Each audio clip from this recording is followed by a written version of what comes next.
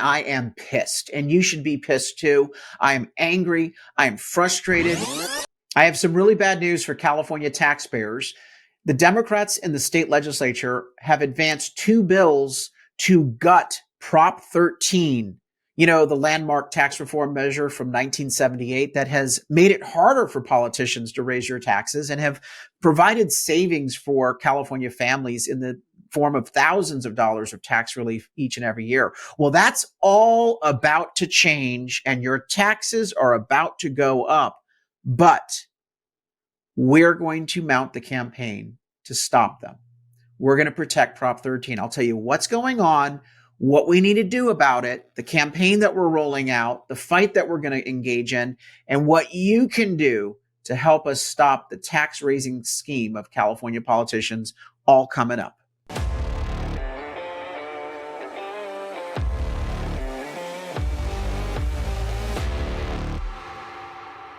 I'm Carl Demaio, chairman of Reform California, and I'm pissed, and you should be too. I'm angry, I'm frustrated, but I'm also resolute. It is true. California Democrats are basically threatening Prop 13 with the biggest challenge we've seen since it was first passed in 1978. They are moving to gut it, to destroy it, to make it so that they can easily raise your taxes in the state of California. This has been part of a long-term goal of theirs, and they've been very successful. And now this is the final blow to Prop 13. Now, let me tell you what's going on and how we're fighting back. Number one, Prop 13, for those of you who don't know, makes it harder for politicians to raise taxes. In 1978, people rebelled because taxes were out of control. Mind you, taxes today are also out of control, but that's because politicians have been able to find loopholes and get around and weaken Prop 13 in a number of ways. But in 1978, we said through Prop 13, three things. Number one, voters should get to be the ones to vote on tax increases. Number two, that for special taxes, it should be a 2/3 vote. And number three, we need to limit the rate of growth of taxation, particularly property taxes. These three reforms were groundbreaking. And the idea that we would have voters be a check on politicians was very useful for many decades in California, because it meant that unless a tax was really necessary, it didn't really get approved. But all of that changed in the past 10 years. And you know how it changed? In two ways. Number one, Democrat politicians figured out how to get the courts to get around the 2/3 vote requirement from a lot of tax increases at the local level. They were able to say, well, if the citizen initiative process is used, you don't need a 2/3 vote. Now, Prop 13 never allowed that, but the courts, the liberal judges, have found that loophole. So that is already weakening Prop 13. The second thing that they did is they changed the ballot titles on tax increases. It used to be vote yes or no on a sales tax, vote yes or no on a property tax. And then in the description, it would say what it was. Democrats have gutted Prop 13 by simply lying on the ballot. Now they don't even mention that something has a tax increase inside of it. And so people don't really know what they're voting on. They think they're voting for a school improvement initiative. They think that they're voting for community services or kittens and puppies. But really what they're voting on is a tax increase, and that's always hidden in the measure. These two schemes, tricks, Democrats have been able to go through for the past several years, and it's made it easier to raise taxes. So here we go into the 2024 election. And what we decided to do, those of us who support and protect Prop 13, is we collected signatures, 1.4 million signatures, to put an initiative on the ballot to say Prop 13 needs to be strengthened by saying that if a tax increase appears on the ballot, the words tax increase must be in the title. Imagine that. Because again, in 1978, people didn't think that the politicians would be so bold and that the liberal media would allow them to get away with lying to people on the ballot in terms of the titles. And so this is not an improvement on Prop 13. This is just literally going back to what basically the understood rules were in 1978 for a voter initiative, to make sure that people know that they're voting on a tax increase and giving that check and balance. The second thing is we are clarifying that 2/3 vote for special taxes is required. A 2/3 vote, period, end of story. No judge should be able to allow anything other than that. So in other words, what we're doing with our initiative, the California Taxpayer Protection Act, It simply restores Prop 13 for the damage that the Democrats have done in the last several cycles. Well, guess what? The two bills that the Democrats are advancing destroy Prop 13 and undo our ability to protect Prop 13 with our initiative.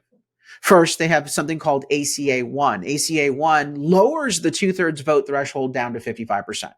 That specifically guts Prop 13's two-thirds vote requirement.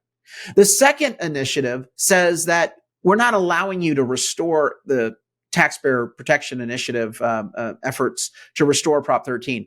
If your initiative says anything about a two-thirds vote requirement, if it restores it, then your initiative has to pass by two-thirds, which means that our initiative won't pass at all because the Democrats are already going to lie about our initiative in terms of having a false ballot title. They're going to spend millions of dollars against us. Taxpayers aren't going to really know what they're voting for. They're going to get bamboozled. And so they are literally trying to do the death knell for Prop 13. Make no mistake about it. This is everything. Everything is all on the table. This is all in to decide whether Prop 13 exists in California or whether it doesn't. And they know that. The liberal media knows that, which is why they don't really want to cover this story. But you need to know what's going on and, of course, how we're going to try to stop it. Now, leading up to this fight, we asked all of our supporters to call state senators and state assembly members, and many of you did. And I say thank you for that. People power did put pressure on these people. And a lot of them were spooked, but the union bosses, SEIU, the union bosses, they said, we own you people. We've got the reports from inside the legislature about what went down in the last 96 hours since we've been flooding the offices with calls. The union bosses literally threatened Democrats saying, we own you. We put you into office. If you want to run for anything down the line, you better vote yes on ACA-1 and ACA-13. But one of the state senators actually revealed how good your calls have been. And by the way, I think his number is probably a low ball, but this is what this state senator had to say on the state Senate floor. This is State Senator Richard Roth from Riverside County. Listen in. On this measure, it has nothing to do with Prop 13, but there's certainly been a lot of calls on Prop 13, and the opponents to this ACA have sufficiently riled up the electorate that I think we're up to 500 or 600 calls in my office talking about Proposition 13. Well, I have no. Jones. Yeah, you're darn right. 500 to 600 calls into your office talking about Prop 13. Now, notice these guys are saying none of this has anything to do with Prop 13. Okay. Do you think that these people want to raise your taxes? I think the answer is obvious, right? We have the highest tax rates in the country, the highest income tax, the highest sales tax, the highest gas tax, the highest car tax. We have some of the highest property taxes because our assessed values are so high. Our housing market is really inflated. We have the highest payroll taxes, unemployment taxes. We pay the highest utility taxes, the water rate. They want to tax your utility by your income. They want to impose a mileage tax, an exit tax, a savings tax. Every damn way you turn, they're trying to get your money. And these people literally are the liars and cheats and the thieves because they are lying to voters on the ballot. Take a look at what they did when we tried to repeal the gas tax in 2018. They literally struck the title, gas tax repeal, and said an initiative to cancel road repair projects. Didn't say anything about lowering the gas tax. These people are liars. So when they say something's not about Prop 13, they're lying. When they say that something, is not a tax increase, they're lying. That's what they have all plotted out here to make it easier for them to raise taxes. ACA-1 lowers the threshold.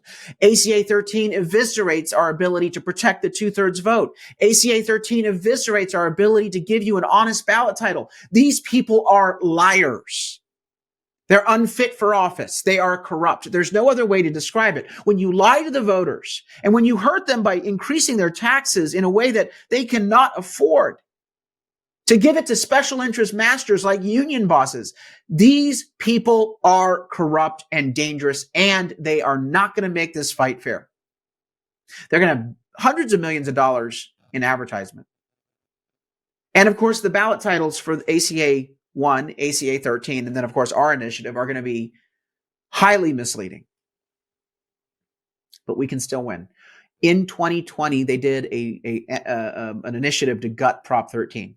Again, there's a pattern here. Oh, we're not trying to change Prop 13, but all along, these blank hats, I want to use the real word, these liars, cheats, and thieves have always, at every turn, chipped away at Prop 13 and tried to repeal it by hook or crook, and now this is their latest scam.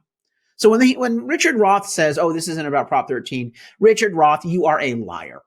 I'd have a little more respect for you if you actually own the fact that you disagree with Prop 13. Now, I know some of my friends say, well, why should we have a 2/3 vote? Why not a simple majority? And that's a seductive argument. Majority rule, right? Here's the brilliance of Howard Jarvis and the concept of a 2/3 vote on taxes. Tax increases basically take the wealth of some people, impose costs on some people, and give the money to others. A lot of tax increases are not general tax increases. They're special tax increases. They say, okay, we're going to take the money here and we're going to give it to people over there. It's very easy for the majority to be basically manipulated into taxing a small group of people or a certain segment of society so that they get the money themselves. We also know that the politicians will have special interest backing, will be able to lie. Take a look at what they've done in their political campaigns and the ballot titles. And so we raise the bar higher on a tax increase because we want checks and balances. We don't want the tyranny of the majority dictating to the minority that they pay a disproportionate share and that the money be given to the majority. Otherwise, you're basically going to have legalized theft. Taxes should be a higher bar because of the danger of an unjust and unfair tax system. That was the brilliance of Howard Jarvis in coming up with a 2/3 requirement. But we are losing that. We've lost it, basically, and now we're trying to restore it and protect it going forward. What happens next in the process? ACA-1 and ACA-13 may appear on the March ballot. We hear that Governor Gavin Newsom wants the ballot only to be for his homelessness forever initiatives. So we'll see if those get placed in the March ballot. If they do, we need to mount a campaign and get our friends and family and neighbors to vote no on ACA-1 and ACA-13. They'll have misleading ballot titles, but we've dealt with that before. We had a partial repeal of Prop 13 in 2020. It was Prop 15, and we defeated it, even though we were outspent. We defeated it by 2 percentage points. A close one, but a win is a win. So if it's on the March primary, I feel pretty confident we'll defeat ACA-1 and ACA-13. It's possible that they're going to do a trick and put it on the November ballot, which means our initiative and their initiative, the three of them, their two bad initiatives and our good initiative will appear on the same ballot. Again, we can win, but it's going to take a lot of effort. It's going to take a lot of knocking on doors and telling your friends what these initiatives really do. We defeated Prop 15 in the 2020 election. That was a partial repeal of Prop 13. So this latest scam that they're trying, we have shown we can defeat them. And we don't just have a challenge here where we're trying to defeat them. We've got something proactive and powerful, the California Taxpayer Protection Initiative, that will make it harder going forward to raise taxes. And there's a provision in the Taxpayer Protection Initiative, a clawback that invalidates a bunch of tax increases, billions in tax increases that Democrats have imposed since January 1st, 2022. So it actually gives you an immediate tax savings. I know that this is going to be a tough campaign. The best campaigns, the most worthy campaigns are not going to be easy. They're going to be a challenge. Working together, we can prevail over these liars, cheats, and thieves. You should not roll over and accept this. You should not reward bad behavior. I'm going to need your help going forward. So go onto the website. First and foremost, share what just happened with your friends. There's an article at Reform California reformcalifornia.org, reformcalifornia.org. It's California Democrats' move to gut Prop 13 to make it easier to raise your taxes. Definitely share that article so people know what's going on. Second, go to stopcaliforniataxhikes.com. Stopcaliforniataxhikes.com. And what I want you to do there is share that campaign site. It lays out all the tax increases that will happen if Prop 13 is gutted. It talks about our taxpayer protection initiative. I even have a briefing on what the initiative actually does, going into the details. What I want you to do is encourage them to sign the petition. That way they can get more information from us. It's a petition saying, I'm going to vote yes on the taxpayer protection initiative. Please consider making a contribution. We are fully funded by grassroots donors. The average contribution is $67. Give whatever you can. And of course, sign up to be a volunteer so that we can count on you to deliver our voter guide come election time. StopCaliforniaTaxHikes.com. Look, we are dealing with thugs, liars, cheats, and thieves. That is the most accurate and appropriate way to describe the California Democrats that voted for this garbage up in Sacramento. They don't care about you. They don't care about what you have to pay in taxes. They don't care that millions of Californians are fleeing our state because it's no longer affordable. We need to defeat them and then also make this an issue in their campaigns. And yes, there are a number of Democrats that voted for this bad bill that I believe are going to go back and come back to regret it. Doesn't matter. They need to be booted out of office. There will be no mercy for politicians who assaulted and attacked taxpayers this way. Everything is on the line. We lose this, basically we are going to surrender our state to an absolute explosion in the cost of living. But I tell you, I would not ask you to fight if it were not possible to do. You saw from that video I just played 600 calls in the span of 36 hours into a state senator's office, and I guarantee you there were more than 600. We were hearing from people across the Capitol that their phones were lit up. And that was on a very short lead time to get our people motivated. We need your help. We have until March and or November to organize our campaign. So go to that website, stopcaliforniataxhikes.com, and join the fight. Until next time, and we will be updating you regularly on this. Subscribe to this channel. Make sure that you follow this channel, like this video, share it so we can goose the algorithm and get it spread out there. But definitely subscribe to this channel on YouTube, as well as this social media profile if you're watching it on social media, so that we can keep giving you updates on these tax increases. Until next time, Carl Demaio, Chairman of Reform California. Thanks for watching. Help us break through the censorship of the liberal media by liking this video, sharing it with your friends, and subscribe to my YouTube channel.